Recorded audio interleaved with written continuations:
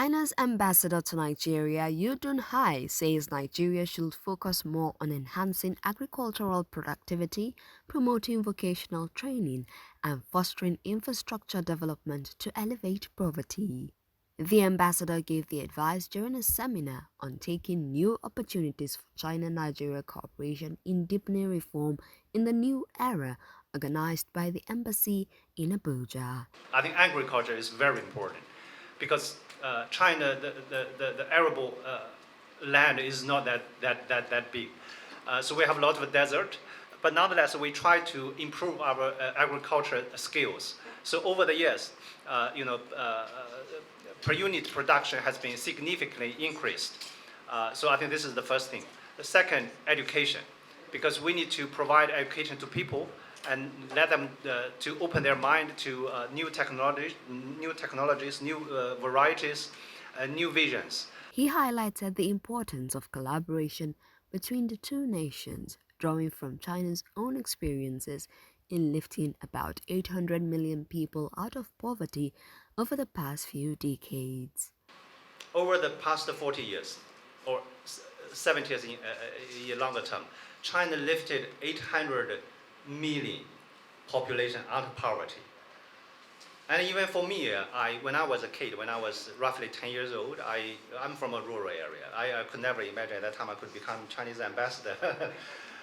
But over the past 70 years, China lifted 800 million people out of poverty. Even the past 10 years, we lifted 100 million people out of poverty.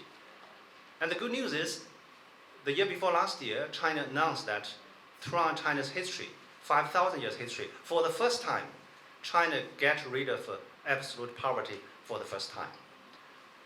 We elevated the people out of poverty. So we could actually, because China, we were just out of that stage.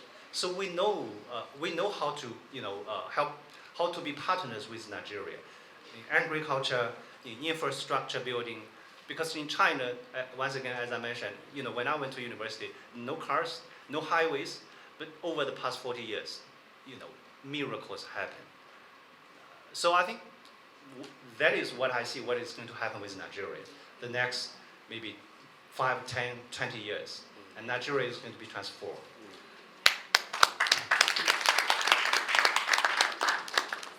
Both China and Nigeria, we belong to the Global South. Because as Global South, we share a lot of common interest. For instance, both of us believe that the injustice of history, the historical injustice should be remedied, should be addressed. And the developed countries should bear more responsibility. Because the situation today is not caused by us, not by you, not by us. It's by the colonization, it's by historical reasons. And then they couldn't, those developed countries, they couldn't just neglect it.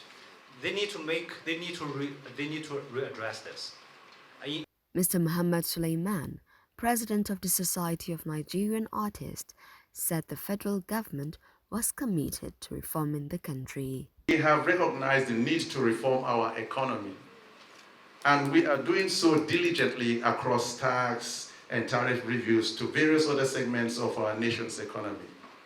The whole idea is you have to first be who you are and then, try to get your own ways forward. The reason I say China-Nigeria is because understanding one framework which says that if China is able to be such global power, economically and otherwise, why won't Nigeria even concentrate in Africa? Because if our concentration has its own goalposts, we will be able to move. You cannot move when you actually sit and then look and think like, yeah, okay, this person, okay, what America is doing, what UK is doing, what China, what Russia, what they're all doing. They're expanding our own horizons, territories. Like they say, they have no concentration for battles anywhere, fights everywhere. Why don't we design our own templates? If the reform sessions take every 5 years in China, if we do a 4-year or a 2-year or a 10-year, it means that we're actually headed somewhere. So we cannot sit in isolation and just wait that the things will happen because we're partnering with China. That is not the truth. The discipline for that cohesive movement must be identified and should be moved forward.